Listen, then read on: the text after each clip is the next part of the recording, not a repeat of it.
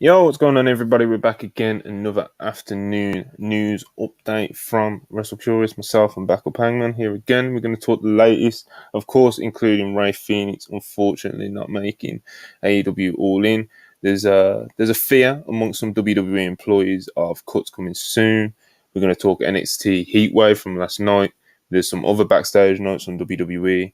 We're going to look at AEW Dynamite and yeah, man, we're going to get into some stuff. First things first, please like, subscribe, turn on post notifications, super chat if you're feeling generous, and we'll get to them a bit later on. Hope everyone's doing good, especially my fellow co-hosts. Ibu, how are you doing today, brother? I'm doing pretty good. I'm in a pretty good mood. I watched an NXT show that was like shockingly above the level I expected it to be. And just generally speaking, I'm having a pretty good day. I'm doing pretty good on Twitter these days, and happy days, I guess. So yeah, I'm excited to talk the news, maybe fill in some of the blanks from Sean Ross Sapp's Keith Lee report, and kind of keep you guys up to date with all the stuff going on with that. And then talk about a Dynamite that I hope is going to be one that really, really fires me up for this Wembley Stadium show. Yeah, it seems like they need to hit a home run with this one, regardless of how good the actual show is going to be on Sunday. It would be great if they did hit a home run with Dynamite later on tonight. So, but yeah, first thing I want to get into is Ray Phoenix is off All In at Wembley Stadium. This was first reported by Fightful Select. Tony Khan did say earlier on in the media call, I believe, yeah, on the All In media call, Tony Khan did say that there would be some changes coming to the card, and he's going to have to adjust some things, and this was because of real world things and non wrestling reasons, basically, like why there will be some changes to the card. But this is at least one of the changes that will be made. As I said, reported by Fightful Select, and they reported that as of Tuesday, Ray Phoenix is no longer planned for his AEW All In match, but there are plans in place to explain it. The indication was given that Phoenix's absence was travel or visa related as opposed to an injury, but that has yet to be confirmed. But yeah, it seems like the early indications are that it is going to be a visa travel issue and not an injury, which I guess is a silver lining, but it is really unfortunate news. Of course, he was meant to be in the Stadium Stampede match, tagging up with Eddie Kingston and co. And we're gonna get in there with Blackpool Combat Club and some mystery opponents. Still don't know who the mystery opponents will be. Maybe that gets revealed later on tonight. We'll see what happens. But there's definitely going to be some changes. Ray Phoenix is, of course, scheduled later for AEW Dynamite. He's taking on John Moxley. So the part about this being eventually explained, I guess, will come out of that match and segment. But Ibu, unfortunate news about Ray Phoenix. Yeah, if you were telling me they were cutting somebody out of this match, he's one of the last people. Yeah, he's one of the last people you're hoping it's going to be. Like you're really. He's one of those guys who's going to be pivotal to, like, I guess, the active quality of the match. Ray Phoenix in a stadium setting doing crazy stuff is it's a fun prospect that we will no longer have. So that's really fortunate. He's the second best wrestler on that babyface team, so it's just tough. Yeah, I've heard about some of these visa issues, and these days in wrestling, as we've seen in some cases, that like it takes like close to like half a year to solve for some of these guys. So it's unfortunate. It's unfortunate. What I can say is I did hear that they were going to shrink this match a week ago. I was told about that. I didn't know who was going to be cut from the babyface team. And at the time, I was told that like it was going to be shrunk into a 5-on-5. I don't know if that's the plan anymore, because based on what Tony was saying at the press conference or the media call, there might be a chance that he's just going to replace Phoenix. I feel like, but we'll see. We're going to find out tonight, actually. So we'll see what they do to write him off, and we'll see if they introduce the mystery guys tonight or if they do that at Wembley. Yeah. There was some talk of possible replacements, of course. Dave Meltzer, I believe it was in his daily update. he did state that Ray Phoenix is trying to establish residency in the United States, and for that reason has not left the country as of late. It's not clear when the promotion found out that Phoenix won't be able to compete on AEW All In London. But he does mention some of the possible replacements. Bandido has been, he badly wants to be on his show, he says. He's recently just had the pins took out of his wrist, so it would be very early for him, but it would be possible if he wanted to push through it and do it. I'm sure that he probably would for an occasion like AEW All In, but I guess, of course, that would be up to Tony Khan. And Vikingo, he's been pretty banged up as of late, as a lot of people already know. But he's also pulled out of some shows that he was meant to be on this weekend due to being a bit banged up. But if it was for something like AEW All In at Wembley Stadium, there is a belief that he could make it happen for that show. So that's, of course, two of the big names that people would suggest as replacements for Ray Phoenix in that match. But is there anyone, if you got a preference, Ibu, who you'd like to see replace Ray Phoenix, if that's what they do, the straight 1-for-1 replacement? I mean, if Bandito's available, you get that done. You know what I mean? Yeah. But you get that done immediately. Bandito wants to do it for the love of the game. You gotta, Right. gotta give him that ball. 100%. If he can't make it, if they can't get that one done, it's tough. If you can't do Bandito, Tony's natural inclination, if he had a replacement, would probably be Commander, and I wouldn't hate that choice. But I feel like there has to be better alternatives before we go with that one. And I don't know. Would Garcia make sense? I don't fucking know. Yeah, it's tough. It's tough. Yeah. If you can get just a different luchador in the spot that would approximate what Phoenix would have done in that match, it would work. So like a Bandito or a Commander works in the spot. Yeah, I guess it'll be interesting, like I said, how they approach it. Will it remain a 6-on-6? Will it be shortened to a 5-on-5, or even maybe something even smaller? And then they do something different completely. But like you said, I'm sure we'll find out later on tonight. The next thing I want to get to is WWE employees seems to be a fear growing that those cuts that a lot of people suspected would be happening as soon as the WWE takeover by Endeavor was announced to be completed. That a lot of people was kind of worrying that these days would be coming. A lot of office jobs to be lost, etc., etc. And I guess we'll see how it goes with the talent. But PW Insider reported yesterday that the Endeavor takeover of WWE expected to take place by the end of next month. Some high-up sources that they have spoken to believe it could take place by the middle of September, and noted that almost immediately you can expect to hear of employees departing WWE. There is a sense of doom and gloom among some WWE employees already, as the feeling is that if you are not involved in production studios or directly involved with WWE talent, you could find yourself on the redundancy list and potentially let go.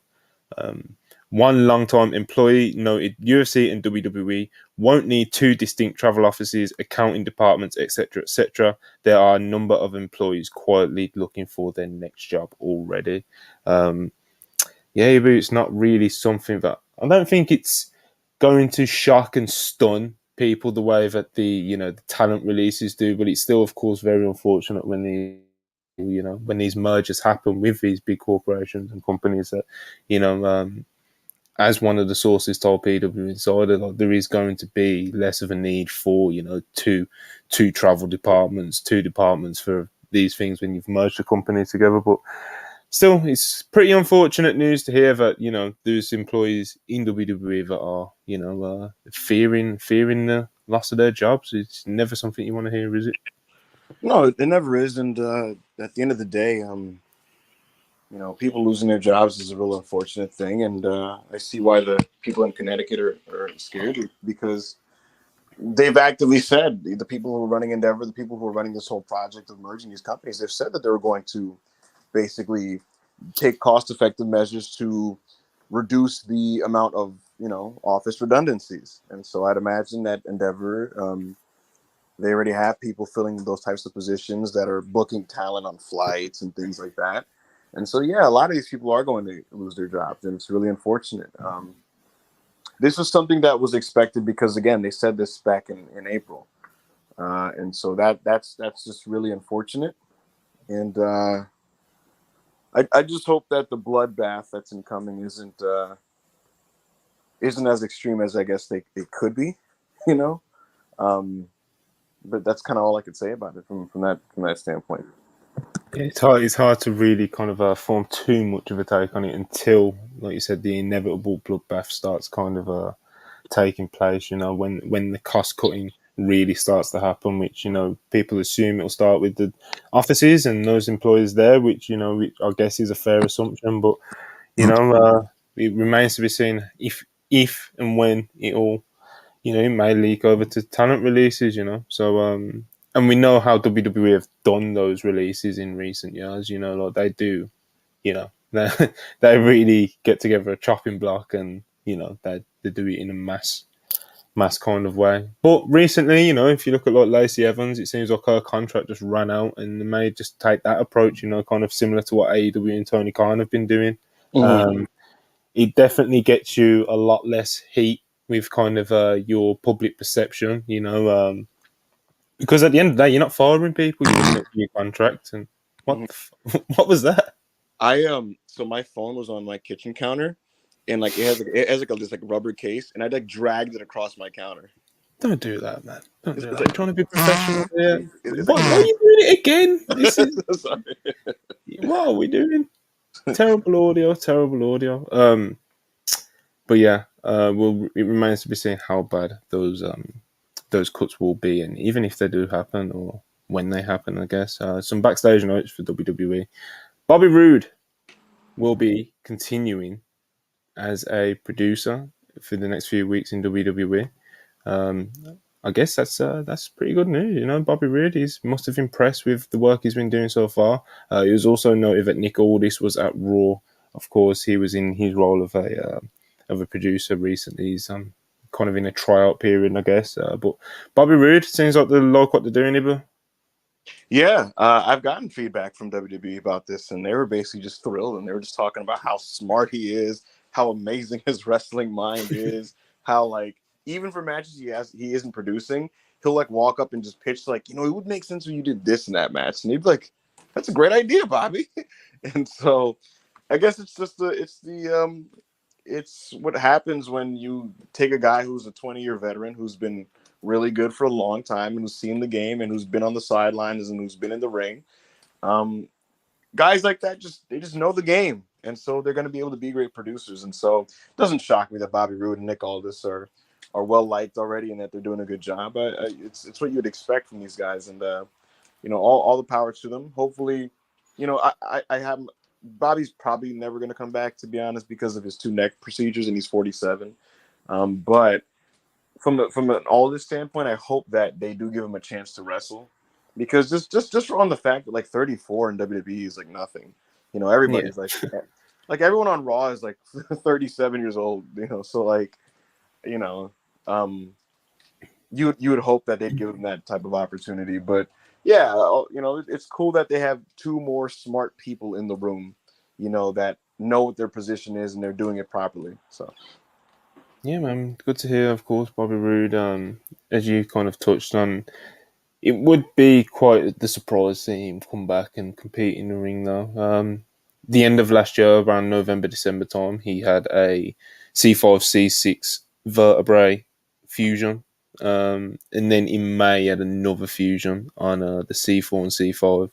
So he's his neck is in pretty bad shape. He's had two fusion surgeries in the space of 12 months. So and as you said, he's how old? 47, around that age. yeah, like He's in his 46, 47. mid to late 40s. It's you really got to weigh up your options when you've had surgeries that drastic at that age. Especially if he can walk into a producing role, and WWE are happy with letting him do that, because it seems like he's impressing so far. Nick Aldis, though, um, as far as I'm aware, he's good to go. Yeah. He's good to go. I don't know what's It was interesting seeing that when it was first coming out a few weeks ago, when it was being reported that he's coming in for a producer tryout, and it's like, well, he's an active wrestler, you know, like what are we, Mhm. what's the deal there? So, He had a very notable match with Mr. Cody Rhodes, your top babyface at All In. You know, very notable indeed. I love that match, man. Cody Rhodes finally winning the NWA World's title. I You know, rewatched it last night. last night.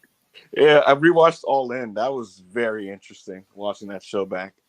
I miss Cody Rhodes walking out with like 40 fucking guys. You know, just pulling up like a boxer. You know, you I can't tell miss me. him. I miss him with Arn, man. That's who I Yeah, miss him with. You know.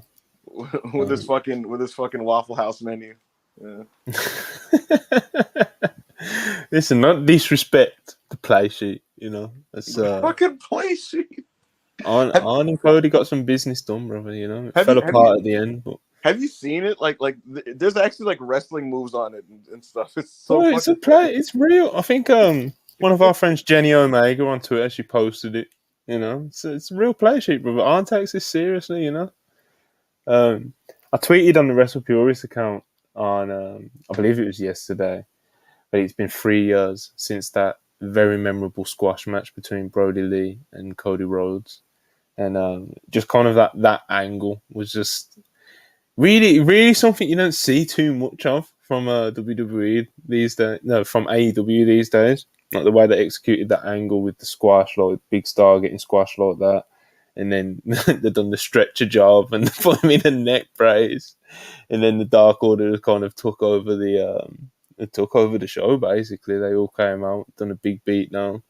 Arn Anderson was out there throwing punches, and remember the kind of like the piled up like the Nightmare family, and Brody Lee raised the title, and it was bro. That angle very, was very, amazing. yeah, That man, man. very memorable. The thing about it is like Brody Lee. He didn't get off to the best start in AEW like the first like 2 months or so. He's still kind of finding his footing. And the John Moxley match is the big turnaround. And then he has the angle with Cody, and it's like, holy shit. And like with those two things pretty much like in close proximity, Brody was set to just be like a guy in the company. And that was just an amazing game. Cody is good at laying out beat down, throwback style beat down angles for himself, you know. So Knows how to take a beating, you know. yeah, we saw it at Not the SummerSlam. best wrestlers, you know. Yeah, The man. best wrestlers know how to take a good beating, you know, and Cody definitely excels in that. Memorable stuff. Hopefully, you shoot some of these hot angles with Nick Aldis. I'd be down to see him work with Cody, man. You know, see what happens. Um, I'm, I I'm, don't I'm know. just curious what my like semi worry for Cody is just I'm trying to figure out how he pads the rest of this year. You know, Bit of like Nick Aldis, you know. like I pitched to people within the company about like yeah he could because I didn't know how long KO was going to be gone. So I was like, I mean, he could just kind of tag with Sammy for a little bit. You know, they're the two hot baby faces of the beginning of the year. Like they could just kind of do stuff on TV fighting the bad guys, and that's what they're doing right now, but with Kevin Owens, and it's cool for now. It's certainly totally more than fine for now. But once we get to like I don't know November, like what's Cody gonna do? We'll see. Yeah, hopefully something with substance. I know some Brian just said in the chat, Wyndham is coming. A lot Oh of my people have god. been talking about the possible Bray Wyatt Cody Rhodes feud, but regardless of what he does, hopefully he does something kind of a bit, something a bit more focused in his own feud. Um, Before he gets heated back up again for Mania and stuff, I guess, because there's a lot of time to pad out. So we'll see how that plays out. We'll see if they get Nick Aldis involved. um, but yeah, let's actually no, we've got one last of at WWE now. Actually, Dakota Kai now back on the road full time for SmackDown tapings. She's not yet cleared for physicality, so don't expect her back in the ring just yet. This was also reported by PW Insider yesterday. But yeah, Dakota Kai, people were very happy to see her around, and it seems like we're going to be seeing her a lot more. So yeah, man. Ibu, Damage Control, they've got the world champion now in EO. Dakota Kai is back around. It's good vibes for Damage Control at the moment after quite a bit of criticism over the past few months. But hopefully Dakota Kai can get back soon as well. Yeah, I mean, I like the visual of just seeing all three of them, even if she can't wrestle. So It's nice that she can travel with her friends and be with everybody. Surprised she's doing it because she tore her ACL, man. That's a serious injury. That's a serious injury. Um, she's not going to be able to wrestle for a long time. Like we're looking at close to a year. So the fact that she decided to be on the road in spite of that, all power to her. Absolutely, absolutely. And all right, let's I know you're just dying to talk about it. You've only just finished watching it. Mm-hmm. NXT Heatwave. Let's do this recap. There were some real highlights on this show, to be honest. I can't believe we're here. Like I just can't. I'm on a WrestlePeers show. Like about to say some of the things you're about to say. About to say some of the things I'm about to say, and like legitimately enthusiastic for a top to bottom 2-hour episode of Shawn Michaels' NXT. Like this is crazy. I know some of the people in our listenership are gonna just they're just not gonna buy it without seeing it. You know what I mean? And I'll just tell you guys that like I wouldn't lie to you people. You know what I mean? I wouldn't lie to you guys. All right, let's get this show on the road, Monty. All right, let's start with what may have been the match of the night. To be completely honest with everyone, Ilya Dragunov defeats Trick Williams. When this match was booked, it was pretty clear that this was kind of they want to do something with Trick Williams as a single star, and who better to kind of give him a great match if there's one in him than Ilya Dragunov, and Ilya Dragunov at this point, I think he could probably have a great match with anyone. I know that gets thrown around a lot, but he's just something else. And, he decided that him and Trick Williams were going to have a hard-hitting, Puro style match. And he dragged Trick Williams along the road with him. And Trick Williams, he stayed afloat in there. Done some nice shit. He done, we call it the trick trigger, big flying knee. They were doing forearm battles, top rope bumps, and they brought a real physicality, chop battles, everything, This had me fired up, bro. I don't know about you. I couldn't believe what the fuck I was watching.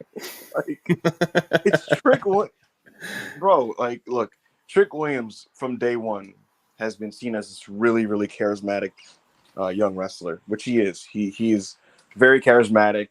He's a good-looking dude. He's a tall dude. All that type of stuff, right? There's a reason why he was recruited to be in the new NXT. But the rap on him was just that he couldn't wrestle, and that's why he was Carmelo Hayes' his manager. For those who don't watch, he's somebody that no matter how many times you see him in the ring, and he would get maybe ring time twice a month, he just wasn't good. Like he wasn't a good wrestler. It wasn't like he's starting completely from scratch, right? And so we were seeing him right before our eyes, and he just didn't know how to wrestle. You know what I mean? And was just actively a green guy. And there's been a clear shift in the last month or so, where clearly people within NXT want to see him take the next step, and they're almost forcing it to happen before he naturally gets there. If that makes any sense, because they were like, we're gonna split Mello and Trick, and you're gonna just work good workers, and we're just gonna make this fucking happen. And you're going to get better by osmosis, hopefully, and see how that turns out. And that's what they did. They split off Carmelo Hayes and Trick and threw him in there with the most surefire bet in wrestling in WWE besides Gunther, which is Ilya Dragunov. Because this guy can't have a bad match. He thinks wrestling is real. And he's going to hit you really hard. And he's going to have a war with you. And he's going to get off to the fact that he's having a fucking war with you.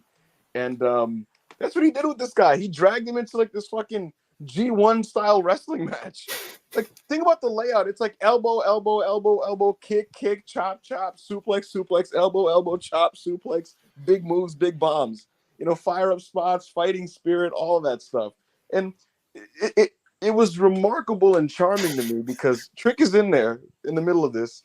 And I feel like he doesn't even know what he's in the middle of, but he's just kind of going with the flow that Ilya Dragunov has created for him. And he's doing pretty good. He's hanging in there. He's doing pretty good. He's laying his elbows in, and the crowd is just so into him. This is weird, communal experience. They love that guy, man. They love him. They love him. They're chanting "whoop that trick" on his entrance. Booker T is doing ad libs to the trap beat that he's walking out to, and fucking during the match, guys, he fucking he grabs Ilya Dragunov's arm when he tries to chop him, and says audibly on camera. They mute him on the live feed, but he audibly says on camera like, "Are you crazy? You out your motherfucking mind?" And I was like, "What?" And then starts elbowing him back, and the crowd starts going into black church mode because they literally, guys, I'm not making this up. They literally start going, "Trick gon' beat your ass, Trick gon' beat your ass, Trick gon' beat your ass, Trick gon' The beat your crowd ass." love him, man. I was like, "What is this? I'm watching a 4-star wrestling church G1 experience in the performance center. What the fuck is this mix?" It's it was definitely something like I'd genuinely recommend it to anyone. It's not like I haven't rewatched it yet, and I was hyping it up to Weber, and I was like, bro, I don't even know. I'm not even 100% sure it was good. I was just fired up, you know. It was just, it was definitely something, man. That NXT crowd, you know, obviously it's very easily influenced, to put it politely, you know. But sometimes they do legitimately like really, really take to someone, and they've really took to Trick Williams, and it's understandable, man. He's genuinely one of the most charismatic people on TV, you know, in a wrestling sense, anyway. But you know, like you said, there was a clear flaw in him as a pro wrestler, was that he wasn't very good at pro wrestling. So let's see if this osmosis works, man. Because last night it was definitely a strong start, because Ilya Dragunov is just a different animal, you know. It's got to be a matter of time before he goes up to the main roster. But um, you know, maybe they just keep him in this kind of role where he's just helping people like Trick Williams take the next step. But I honestly think he's so much more than that, you know. Ilya's genuinely one of the best workers on the planet in any company, not just in WWE. Oh, He's he's he's a ridiculously freak. good. He's a freak. It's He's one of the big common themes I'll say about this review for NXT is it's almost a rib that some of these guys are still in the performance center. You know, like these guys, some of these guys fucking rock. Like Ilya Dragunov, throw him on a Monday Night Raw right now and have him work people like Tommaso Ciampa and stuff, and that's a good 10 minutes of your time on television. You know, it's you know, it's tough obviously to get over on the main roster, especially if you're like a small work rate type. But he's so intense and so physical that I could see him having a mini Sheamus style of appeal for him. And I think when he inevitably wrestles Gunther again, it's going to blow people's minds, and you just have to respect it. The same way that Chad Gable is getting the respect cheers now, just because he's such a good worker. Yeah, man. It's definitely something I'd recommend checking out. You know, it's an experience. You know, um, I haven't even given any thought to what I'd rate it on, kind of like a star rating scale. You I know, didn't know, Monty. Someone asked me on the spot, and I was like, 4. Fuck it, like fuck it, it's 4. it's an experience, man. It's Yeah, it unique. is. You don't see matches like that every week on TV, to No, say the least. You know, no. Like I said, Black Church G1 Performance Center, like real shit, man. It was some real shit. We had a segment with next up on NXT Heat. We had a segment with Mustafa Ali interrupting Rhea and Dom. He made a 10-second sex joke. Very, you know, I just find it's super corny stuff. You know. yeah, this didn't move me, and I'm not you know, Ali in NXT hasn't done anything for me so far, but he's not bad or anything. It's just not I'm more interested in what's gonna come of the Lotharios because they're teasing a rebrand.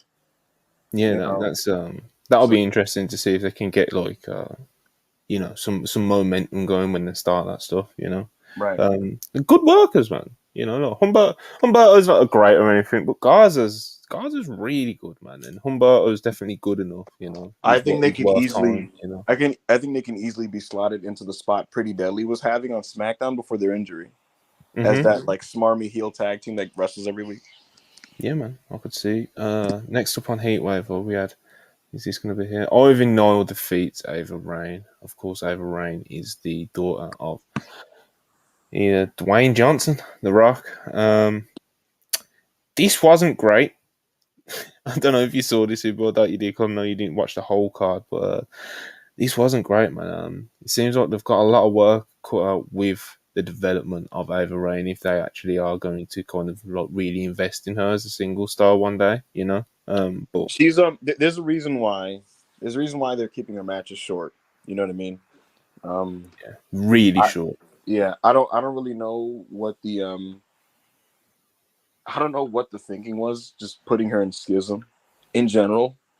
You know, I don't know what the thinking was. Not shying away from even talking about the fact that she's the daughter of The Rock. I don't get it.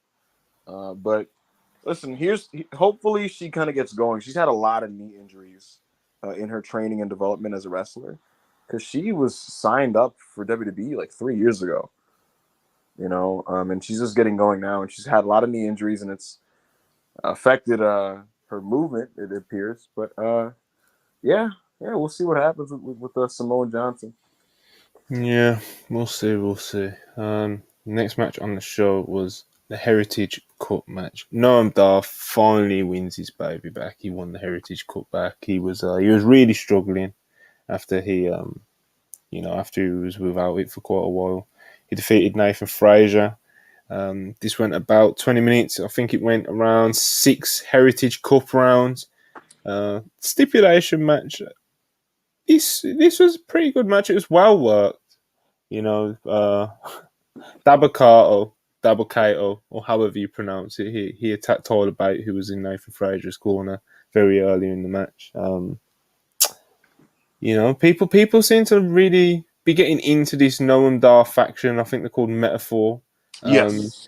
the shtick he was doing when he was just like heartbroken and useless without the Heritage Cup, people were really taking to that and finding it funny. And they're pretty good comical heel group, you know. Noam Dar can work as well, so this was pretty good, but I just don't think it needed 20 minutes, you know.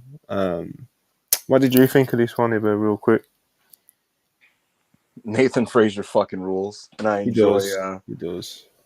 I just like watching him hit the ropes and do moves. Everything he does is super like crisp and snug and tight. Like he has the athleticism, but he also mixes it with like a burst of explosiveness, and there's a grit to his game too. It's not like really like soft lucha, where it's just kind of like almost pillowy ranas and pillowy. It's very there's just a grit to how he moves. And I think he's another guy who should be on the main roster. And there's certain guys that like it. Look, everybody can work now in wrestling. Everybody can go, right? Everybody can have the cool matches, but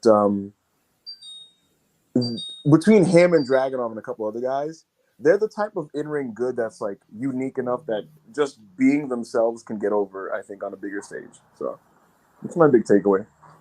Yeah, Frazier's definitely one to keep an eye on. When he first burst onto the scene in NXT, the US version, because of course he's been in UK, he was in the UK version prior, but he did catch a couple of eyes in the UK version of NXT. But when he came to NXT US, it was like he kind of, for people watching NXT, he kind of burst on the scene. He just automatically having great matches, and his athleticism is striking. Like it's not. You mentioned just the way he hits the ropes. So for like the AEW fans, he's not Takeshita. I'm not saying that, but like when Takeshita starts flying and hitting the ropes, it's like whoa. You know, um, Yes. there's a similar. It's in a similar vein like when Frazier's flying around the ring. Um, he really is definitely one to watch. Absolutely, but unfortunately, he lost the Heritage Cup here. Maybe he goes into I don't know. Tyler Bates been hovering around this feud, so we'll see kind of what happens with him. And who knows? Who knows? Who knows? What else did we have? We had Tish Stratton live promo. Says she's going to be better than all the former NXT women's champions, and she named a lot of the usual suspects: Charlotte, Asuka, etc., etc. She didn't mention Sasha Banks, but she did mention Becky Lynch, who of course, was never an NXT Women's Champion. And then that was followed up by a promo train of Gigi Dolan, Kiana James, Bea Priestley, and Roxanne Perez, who all, they all want a shot at Tiffany's NXT Women's title. And it seems I believe they've booked a match for next week. And it's going to be a 4-way match between the 4 women I just mentioned. Gigi Dolan, Kiana James, Bea Priestley, and Roxanne. And we'll get a new number 1 contender out of that. I'd like to see. I want to see Roxanne and Tiffany do it again, Ibu. Yeah, I think they were in a phase where they were kind of giving everybody a shot because I think they didn't really know who was better than who in this division for a period, and they were trying to get a look at everybody to try to kind of decide for themselves. And they've been pretty fair in how they've been dishing out opportunities, like to Gigi and to the former Bea Priestley and people like that. And at the end of the day, some of them have done decent with their spots, but at the end of the day, Roxanne is still pretty much the best women's wrestler in the division off the top of my head, outside of like Meiko Satomura, who's not a regular. So once a year, yeah, right. So where's Meiko, man? Like, just bring her in. She's someone that Tiffany should probably. I believe she's already worked her. She has a funny it may have been Sarai. Yeah, she has a funny Excuse me if I'm wrong, but if she hasn't worked, then if you want to get over a young champion who's on the up, like Tiffany is, or a Roxanne or someone like that, then Meiko would be a great match. Roxanne had a really good match with Meiko. I believe it was last year. So no, it was this year. It was this year, the NXT Roadblock television special. Okay, so yeah, let's get her back in the mix again because she's great, and obviously a lot of those young wrestlers can learn from her. Even if it is just simply wrestling with her. You know what I mean? She doesn't even have to come in and do any coaching or anything like that. But yeah, we'll see what they've got next for this NXT Women's Division. Hopefully, we do get. Like I said, hopefully, I'll be hoping for Roxanne Perez versus Tiffany Stratton. All right, next up we had Dominic Mysterio and Rhea Ripley versus Dragon Lee and Laura Valkyria. This was a good time, man. Mixed tag match, of course. Heated, of course, as you would expect. Laura Valkyria kind of always steps to the occasion in these matches. Like, she's been given quite a couple of big spots recently.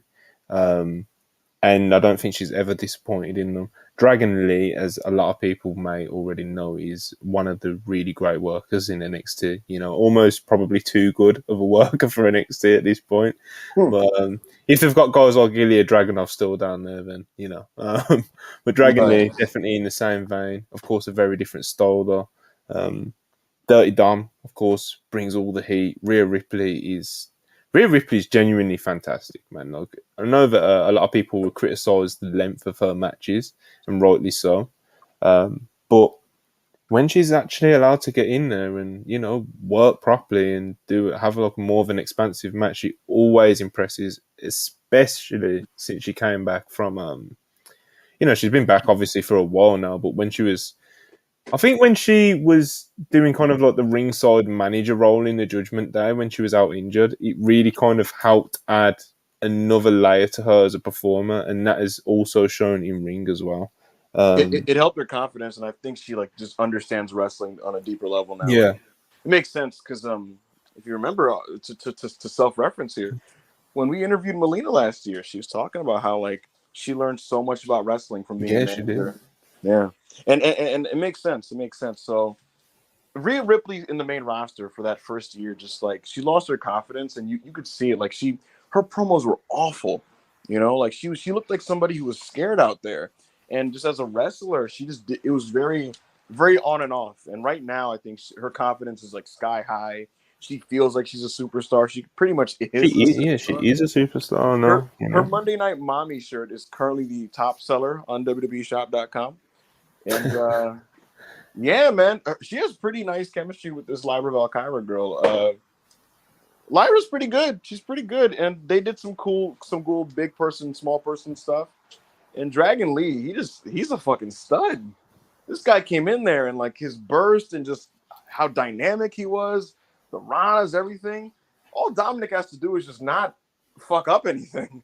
Just stand there, Basically, yeah, take basically. the Ranas, bump, feed for me, and I'm just gonna do all my cool shit. And It he's worked. he's a one man highlight reel. I love Dragon Lee.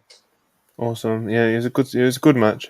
Dragon Lee pinned Dominic Mysterio, so maybe he'll get another shot at the North American title. It wouldn't be overly surprising at this point if he was the man to beat Dom for that title because, Rey Mysterio's put him over. He's just pinned him in a tag match. They've been going back and forth for a few weeks. It seems to make all the sense. And Dragon Lee's run in NXT so far hasn't been like he's been working well in his matches and stuff. Like he hasn't been stinking it up by any means, but he hasn't really done too much of note. Like even the Heritage Cup stuff, it's like God bless, but who really cares, like, but yeah, hopefully Dragon Lee could be the one to take the belt off Dominic Mysterio, and he can have a really good kind of work rate run because that's kind of what the belt has been with the North American title. So we'll see what goes on there. Next up, Tiffany Stratton had a backstage promo. She recognised her little botch about the Becky Lynch thing in a promo, and she kind of just blew it off while saying Becky Lynch is irrelevant. Typical heel fashion, and that was then followed by scheduled to be Baron Corbin versus Von Wagner, but as Von Wagner was making his entrance, he's just attacked by Baron Corbin and they go back and they have this, as I've mentioned earlier on, NXT, the NXT fans are very easy to kind of, sway, get them heated for whatever you put in front of them. But, they had a heated brawl, they're going back and forth and they're just kind of clobbering each other. It doesn't look like the match is going to happen. People are trying to split it up, etc., etc., and then Braun Breaker Oh my just god! flies from our outer screen and spears Von Wagner in the chest. Like it was. For those that don't know, Von Wagner put Braun Breaker through a table. I believe it was last week or the week before, and Braun hasn't been able to get his hands on him since. And when he did, he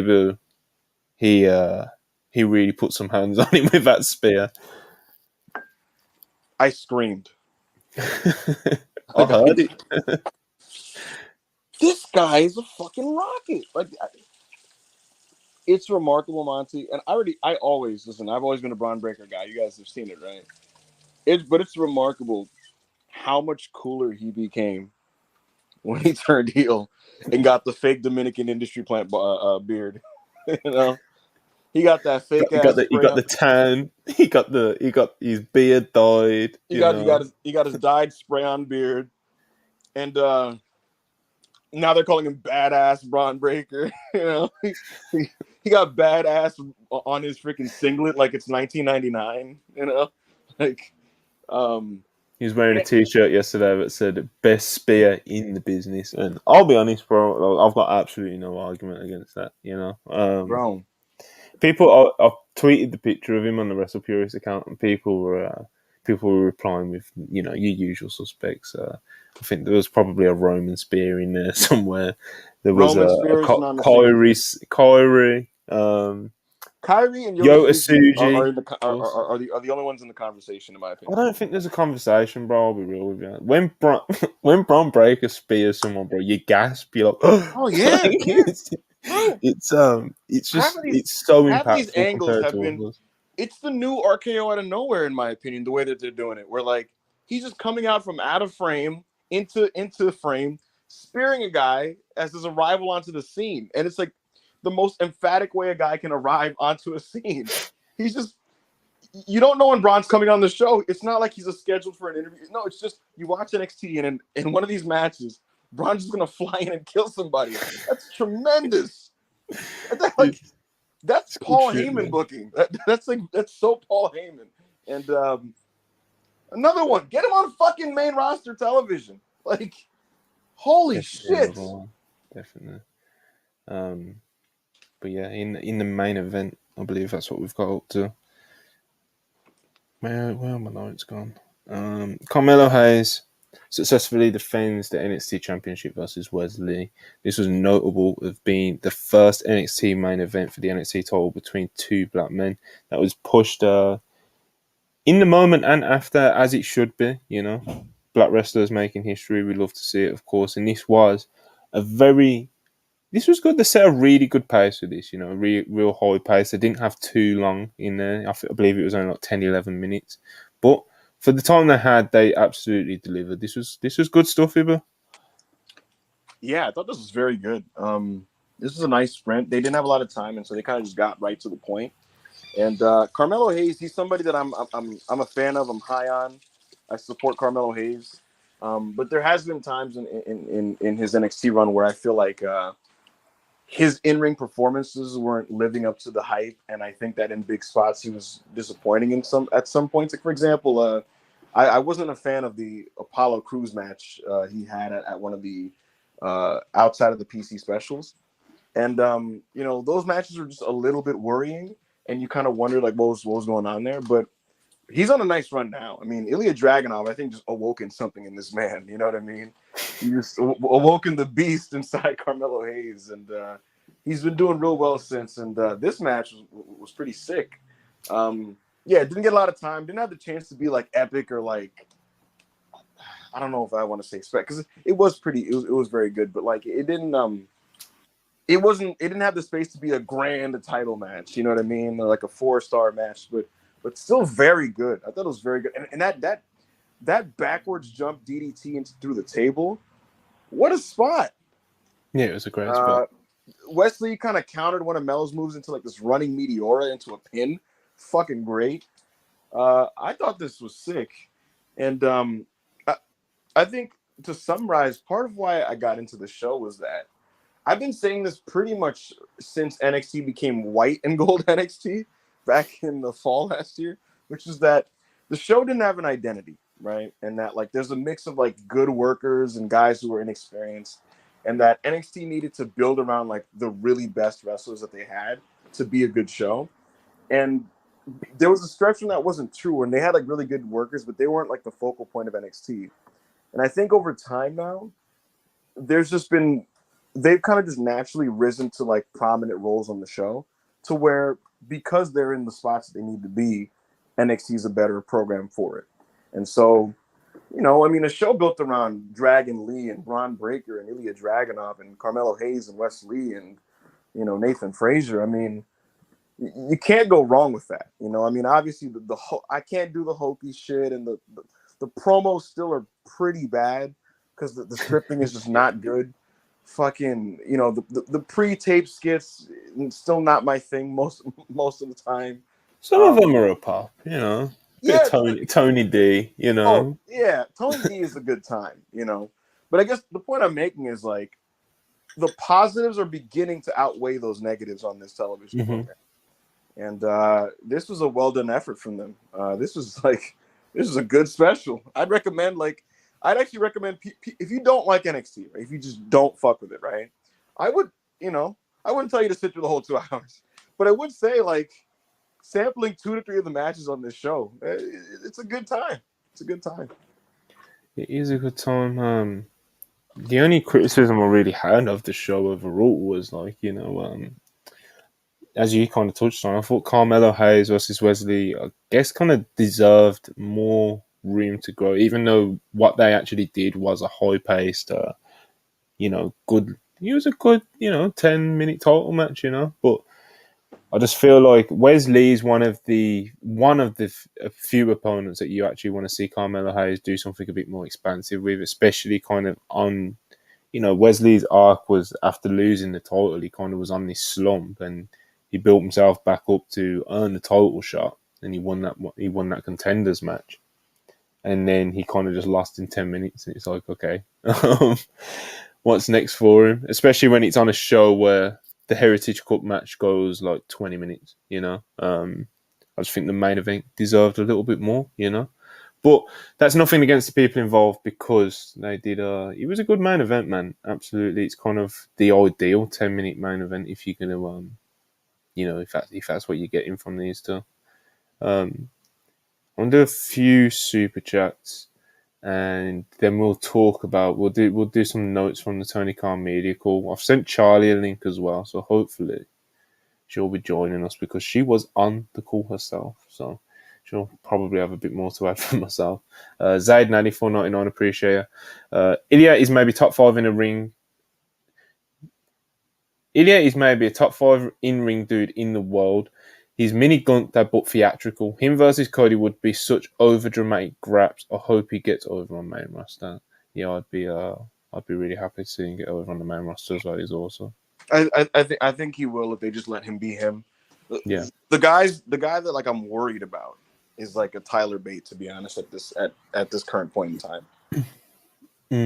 Yeah, he's there's not really much momentum on his sword at the moment, even though he is around, Berkey 199, appreciate it. Respect the Trick Williams V trigger.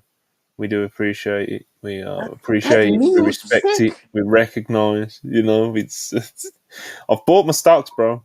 Bought them. I'm all in. Willie 199. Is this Becky to NXT thing happening? If so, why? I don't think it is. I don't think. But even if it is, it would follow the current trend of getting the big stars on NXT every now and again to boost the ratings and stuff. The current women's world champion Rhea Ripley has been on NXT like a lot recently, so it's not. I guess internally it's not seen as a step down that it used to be, depending on how you get used, of course. I'll tell you what, Monty. If they're really intent on holding off Rhea Ripley versus Becky Lynch, I could see Becky maybe potentially wanting to kind of work the stink of the Trish Stratus program off a little bit, and maybe kind of resetting, doing some fun stuff with NXT for a few weeks. I don't think it's out of the question. I haven't heard anything about it. I wasn't told this is like an imminent thing, but doesn't sound impossible to me or inconceivable. Yeah, definitely. It's definitely a lot more conceivable than it would have been even 6 months ago. Yep. Patrick the Heel, 499, appreciate you. Supporting the boys, appreciate you. And of course, the boys, who are Dalton Castle's boys, they have just recently announced that they've re-signed with Tony Khan, the AEW ROH deal. And yeah, man, good for them. Good for Dalton and the boys. Good for Dalton and the boys. Ronald 199, appreciate you. Gravity should replace Ray Phoenix. I'd rather not. No. Average Limp Biscuit, enjoy £4.99. Appreciate you as always, even though you didn't leave a message, but you don't need to, Actions speak louder than words. Will Chisholm, $5, appreciate you as always. With the WWE cuts, the way people are talking is that it won't have to do with the wrestlers. Is that still the case? Obviously, we did touch on it earlier on. I know the super chat is from earlier on, but it remains to be seen. There's not really too much out there about it. We know there's going to be cuts, and that's fair to assume because the companies are merging. But the office people are very understandably worried about the future of their jobs. But if they do heavy cost cutting, it wouldn't be too surprising if talent get involved as well. So hopefully, not too many cuts. Glick Foley 499, appreciate you. Y'all really got one with this 2-man pod format. Like the room for more in-depth discussion and flow as well. Appreciate you, man. We're gonna, like I said yesterday, we're gonna keep these up Tuesdays, Wednesdays, and Fridays. But on Fridays, it will be with the veteran Joe Hulbert instead of Iber, and we'll talk the news on there, and it'll be the same thing. Yeah, I want to thank you guys for the support on that. I am, because I was wondering how it would go over with the audience, like the 2-man thing. Because personally speaking, I think it's a nice, chill, just format where we can maybe be a little bit more detailed while and it's cool that our audience also likes it's nice that they love the laughs and all the kind of insanity that comes from Wrestle Purists. But I do think sometimes it's nice to slow things down and just kind of just take talk about some of this shit. So. Will Chisholm on a roll here. A few $4 super chats. Have you heard how the main roster feel about Roxanne and who they feel around? Did you read his previous super chat? Oh no, I didn't. But he's got multiple, so we'll just go in a different bit of an order. Will Chisholm $5. Have you heard how the main roster feels about Roxanne and who they feel around Roxanne's age could be the 4 horsewomen? I have not really heard about that.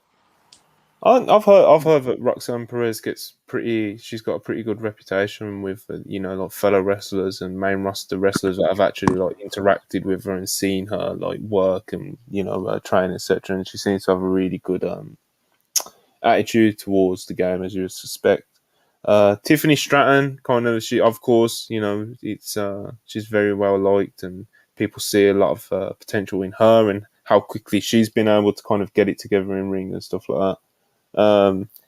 Thea Hale, apparently she's got a great attitude. An interesting one was Tatum Paxley. Apparently she's got a great attitude, and she's, the last time I saw her, she wasn't terrible in ring or anything, but it doesn't seem like they have too much for her. But I guess the perception of like the four horsewomen of NXT would be like Roxanne, Tiffany, Cora Jade. I don't know how I don't know how that's going over backstage, but I'm just talking about like just your general perception. And I don't know, maybe Thea Hale or someone. I don't know. But yeah, that's a few of the people that I've heard good things about. Will Chisholm again with the people on the main roster letting Rhea working with her. Are they looking at her on the main roster? Laura Valkyria. It wouldn't surprise me if they did kind of bring her up, especially if they've had her working with Rhea, because maybe some of the main roster audience will be more familiar with her, etc., etc., instead of bringing people up cold like they have done with some of the people Triple H has brought back and stuff like that. So, Will Chisholm again. When it comes to Nick Khan, what does he do when it comes to WWE TV? I have the answer for this. He just kind of has ideas, don't he? It's like he don't really have a say, but he's allowed to like throw something out there.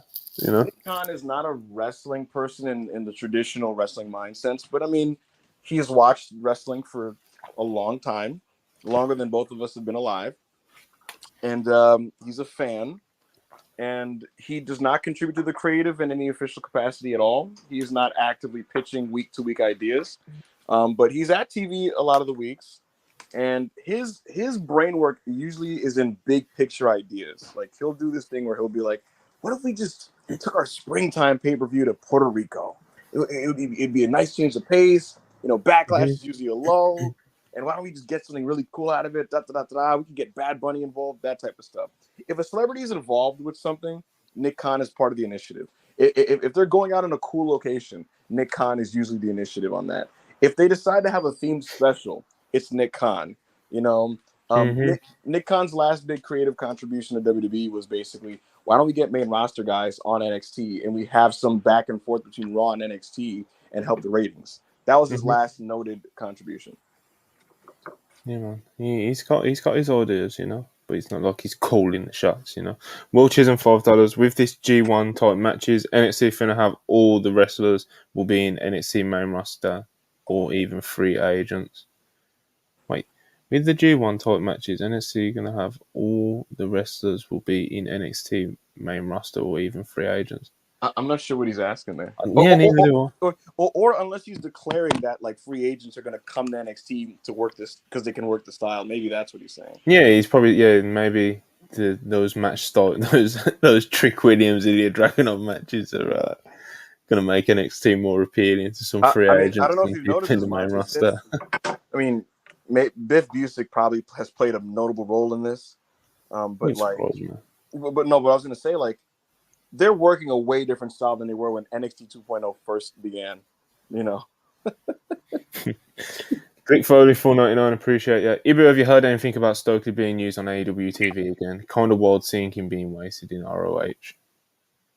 Yeah, this is what he wants to do. Yeah, he wants to do. It seems like he wants the space to breathe in ROH and like get his own shit off and stuff like that, and try some things every. But it's like he's such a great talent, man. I think a lot of his fans would just want him on Dynamite in some capacity, Oh, absolutely. I'd have him manage Lee Moriarty right now and get that going. Yeah, man. Anything. Will Chisholm $10. Where do you see the Creed brothers on the main roster? And you can tell HBK really likes booking the women. When it comes to call-ups, do Triple H and HBK talk before it happens? Yeah, of course they do. It's the Creed brothers. I think they'll do really well on the main roster. It's just a matter of when they get called up. I think they're another act that you could add to the list of people that probably have overstayed their welcome in NXT and, should have been in main roster a minute ago. But we'll see where they fall. And of course, HBK and Triple H, Ibu, you probably talk on it a bit more, but they're not in constant contact all the time. But it's not like Triple H is just going to take anyone without telling Sean. No, he wouldn't do that. And there was a stretch where he wasn't talking to him as much as you would think. But right now there's a general broad open dialogue because of this kind of intermingling that they've been doing. There was a stretch where he just kind of trusted Sean to do his show, and he did his show. Mm-hmm. But right now they have an open line of communication when it comes to these types of things. 6-star shout out as always. We always love 6-star 199. Shout out Recipe Purist. Much love to the brand and much love to yourself. C4H Rogan, $5. Not meant as a dunk or tribalism. When do collisions' relative ratings become a Tony stepping problem? Tony's there. Yeah, I was gonna say, yeah, Tony's definitely part of the Khan is creative. right there. Yeah. He's in CM Punk, of course, is a big hand in the creative, and you hear a lot about it. But like, it's not like Tony's like letting him. It's not like Triple H and Shawn Michaels, where Triple H just trusts Shawn to just run a show. Like it's a little bit different, to say the least. All right, let's talking of Tony. Let's talk about this media call, man. Let's get this media call talk going. We won't spend too much time on it. We won't bore you with it too much. But Tony Khan, he done the media call yesterday for AEW All In. Of course, he does these media calls before all his big shows. Sometimes he even does them before. I believe he's done them before some of the big TVs before. But yeah, we had some representation on the call. It was Charlie. Charlie was listening in, making notes, and we've got Charlie to join us right now. Hope she comes back wherever she is. There she is. We have brought her in. There you are. But yeah, you was on the media call, of course. What's I've got up, some Charlie? kind of... Charlie got curly hair now. Yeah, I curled my hair today. I was just testing it. Look at that. How you doing today, Charlie? I'm good. It's been a busy day, but yeah. Well, I'm glad we can add to it. Yeah, always. Like we did yesterday, and like we have a few times this week. But yeah, it's very helpful to me that we have somebody like yourself who can be on these media calls. Yes. But yeah, Tony Khan, AEW All In media call. Like I said, there's a few notes. Of course, there might be a few things you want to bring up as well, Charlie. But we'll start with the kind of the main takeaways I got from it, really, which were. Please bear with me a couple seconds whilst I find these things.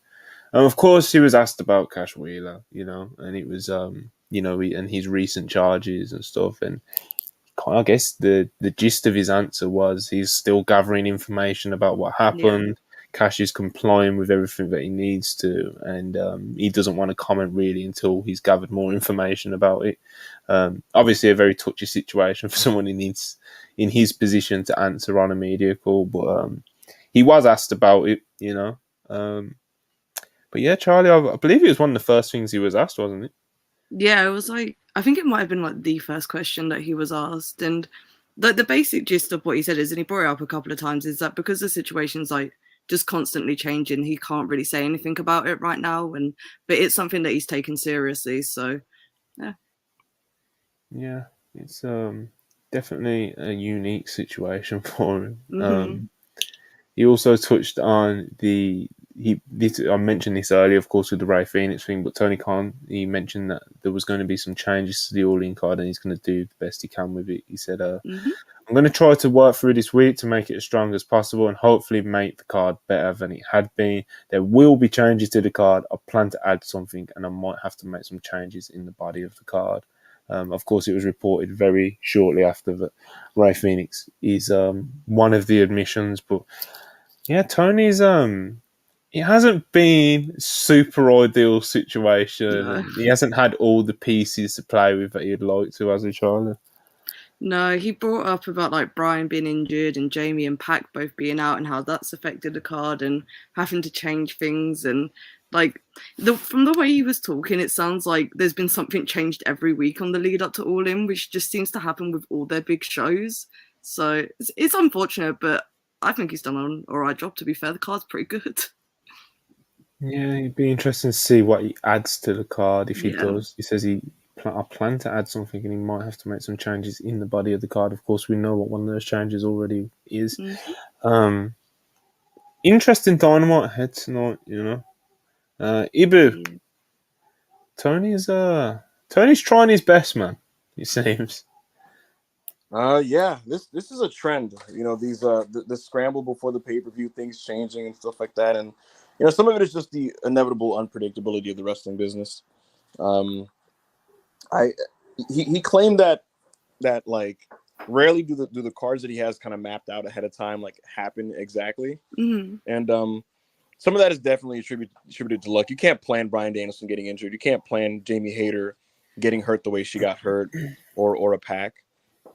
But for some of this other stuff, you would have at least as a fan hoped that like he would have made the directions kind of clearer and like kind of mapped it out in a more direct, in your face way, like with kind of Kenny and some of these other pieces. Like on TV, I'm talking. Yeah. But yeah, man, look, he's just is what it is, and the situation just kind of is what it is at this point. You can't really change it. And we've spoken at length about where we stand about like the build and the card construction and all that kind of stuff. All you can really focus on at this point is to just make this go home show as effective as it possibly can be, and then just kind of hoping the talent goes out there and goes insane on the day of the show, because ultimately, if this show is like incredible, 2 years from now, that's what people are going to remember. They're not going to remember the dynamite and collisions leading to it. People actually were talking. People were talking. I was seeing some conversation online about like WrestleMania 17, which is like pretty much the best WrestleMania of all time. People were saying how like the card of that, I mean, the build of that wasn't anything special. I can't speak to it because I don't remember, but like that's just kind of how wrestling works. Where like the big show is what you remember. You don't remember the lead up, even though you still want the lead up in the moment to be good, because that's the enthusiasm you want to carry in from your fan base into the big shows. Yeah. TK also talked about the difficulty of, trying to fit all the talent that he would like to on the card, because of course that comes with its even with the injuries, it doesn't mean that it makes that kind of much easier, to be honest. He's saying it's a very difficult decision, and he has to make that decision. It's very unpleasant, and people want to do whatever they can to be on Wembley. But there's a great show coming up the following week in another market that is hugely important to AEW, and that's Chicago at the United Center. So seems like we're going to get some kind of different talents on each of these cards, So we'll see what he's got planned there. Another thing I thought was pretty noteworthy was he loves Sting, He does. Tony Khan loves Sting, and everyone loves Sting, and everyone should love Sting. He's great. But he did say that there's been so many great memories for Sting in AEW. I don't want to end it. I won't be the one to pull the plug on it. When the time comes, Sting knows he needs to be the one to say, I don't want to do this anymore. But yeah, Charlie, he absolutely adores Sting, doesn't he? Yeah. He was very clear on the fact that like Sting can stay in AEW as long as Sting wants to. Like, I think like even if he like stops wrestling within the next year, if he still wants to be an on-screen character, like Tony's gonna make room for that. So I think it's pretty cool though that like Tony is pretty good with the way that he treats legends, and like I think Sting's the best example of that. So him getting such like a big match on Wembley is pretty cool as well. Yeah, man, absolutely. He also touched on the length of the Elite's new AEW contract deals that they've just signed. Basically, they're not as in sync as a lot of people originally thought. Of course, there's been different injury times tacked on to the end of the old contract, so they're not quite in sync, even though they did seem to all re-sign at the same time. So it'll be a similar situation where the contracts are all running out at different times again, it seems. But yeah, I was slightly surprised that he didn't try and sync them up, But yeah, did he mention much else about the Elite, Charlie? He was saying about how much he respects the guys in that, and then he had said about filming something with Kenny, and then the video about Stadium Stampede came out, so I was just like, okay, that's what that was then. Yeah. But yeah, he was just talking about how much he respects them and how much he like appreciates what they've done for AEW and stuff like that. And he kept going back to the Bucks in particular and talking about like the match with FTR, which like makes sense. Like he was promoting that one big time. I think he was just trying to reassure people that it was still going to be on the cards. So Yeah, man. And yeah, Charlie, have you got any other kind of like notes that you wanted to touch on from the media call? Not really. I think we've pretty much covered everything that was like important about it. Yeah. Like the gate so far is like what $10 million, I think he said, and Yeah. like 80,000 tickets. But that's all like information we kind of knew anyways. So yeah, it was a cool experience. It was a good learning experience. It's the first time I've ever done it. So Well, get used to it. yeah. Because I'm going to be putting you forward for many more of these media calls. Mm-hmm. Hopefully, next time we get to ask a question on there, Fingers there was crossed. actually quite a bit of talk about Yeah. the approach to the media with this AEW All In show. A lot of conspiracies and stuff, because this is like the first media call that he's done, but I believe there was no F4W, there was no like Wrestling Observer question, there was no No. Fightful question, there was no PW Torch question, there was no kind of the names you would expect to hear from on these media calls. A Yeah. lot of them did not get asked questions. They were on the media call, though, a lot of them. Yes. There's been a couple outlets that have reached out to us as well about kind of like how they used to get invited onto these AEW media calls, and their invites seem to have got lost in the emails. It's JD from New interesting. York was ranting on Twitter, Yeah. about how he wasn't invited on the call, I believe. Um, but yeah, man, we made it on there. We did. We made it on there. I hope there's no like malicious intent behind it, because you kind of Yeah. want there to be like a good relationship between media and promotion. You don't want it to be like only the softball media can, ask questions or whatever it is. I'm sure that isn't what they're going for, but you don't even want them to build that sort of reputation. So we'll we'll see how it plays out. We'll see how it Yeah. plays out. We do plan to have some presence at the media scrum as well for All In. So um, we're gonna get another Charlie question there. But yeah, man, have I got any other notes? Have I got any other news notes that I can touch on before we get out of here? We've got a super chat. Kirby Freeman, $2. Sean is booking a G1 tournament in NXT. Pillman for the win. I don't know about all that, brother, but we touched on the Brian Pillman thing yesterday and about the possibility of him coming in, because some places Yeah. are saying that he's signed, some places saying that he hasn't quite signed. But it does, all signs seem to point that it will be his next destination. So I don't know if he should be winning tournaments, but we'll see. It might work out for him. Andrew Zarian, that was what I was gonna bring up. Andrew Zarian reported earlier on Twitter that, let me just pull these banners down and stuff. All right. Andrew Zarian reported earlier on Twitter that AEW has done over 90k pay-per-view buys in the US market so far for AEW All In. And considering it's still, 4 days away, that's very impressive to have those sort of numbers already. So shout out to them. And of course, we've got AEW Dynamite later tonight. Yeah, we went through the matches. We went through the card match by match yesterday, but I kind of want to quickly ask both of you, like, what are you hoping for? Like, what do you think should be like, the top 2, top 3 goals for this show tonight? Because they need to. We said at the top end of the show, like, they need to hit a home run. It feels like. They need to prioritize selling me on this Kenny Omega Trios match, because I don't even hate the matchup itself like some people do, but I was extremely disappointed with the angle that they did last week. And so if they can do something really He was significant, disgusted. yeah, it was really bad. So if they can do something really notably significant with Konosuke Takeshita, to kind of position him as like a real looming threat that Kenny's going to have a tough time with on Sunday, I'd appreciate that. If they can maybe do some type of heat angle with Jay White in the mix in this, I'd appreciate that. And so that should be like one of the biggest priorities, because again, the criticism has been that this is not a top shelf match for Kenny. This is not a big spot for Kenny. And like Joe Holbert has said in the past, I don't hate this idea of a matchup, and I think it could be and probably will be great. And trios wrestling can be a main event level thing, but you also still have to do work beyond the graphic. And so I hope they do something big with Kenny. Beyond that, really, it's just broadly speaking, I'd like to come out of this show notably more excited for AEW All In than I currently am. Not that I'm not excited for the show, because ultimately, come showtime, it's going to be really, really, really good. But it's still your job as a company to promote, and so really, you should be promoting the show in a way that makes people jazzed up and fired up. So that's what I want from Dynamite.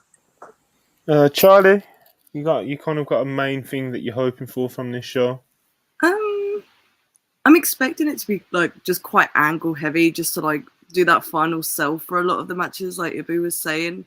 I'm all in on this card already, so like I'm just gonna have a good time with Dynamite no matter what. But I don't know.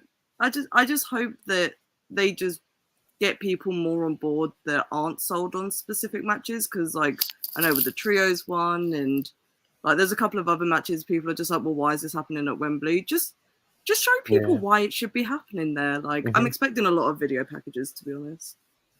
Yeah, probably. We'll see.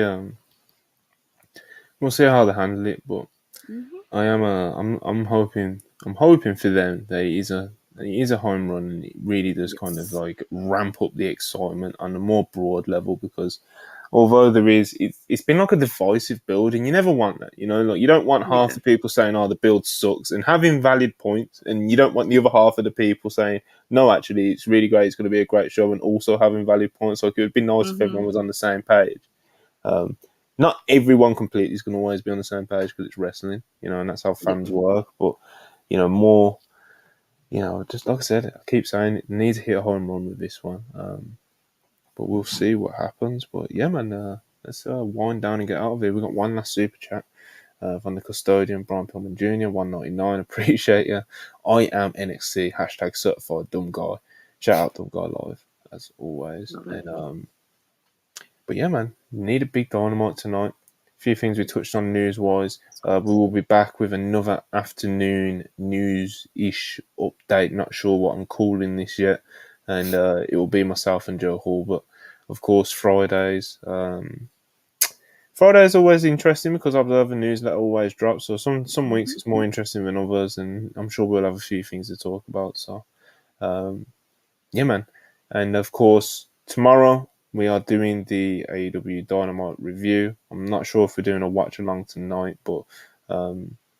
yeah, man, we're keeping it moving, and appreciate everyone who tapped in. Hopefully, you can all leave us a like and subscribe on the way out. Leave us a comment as well. That always goes a long way. And yeah, from myself, Ibu, and Charlie, we're gonna get out of here. Peace.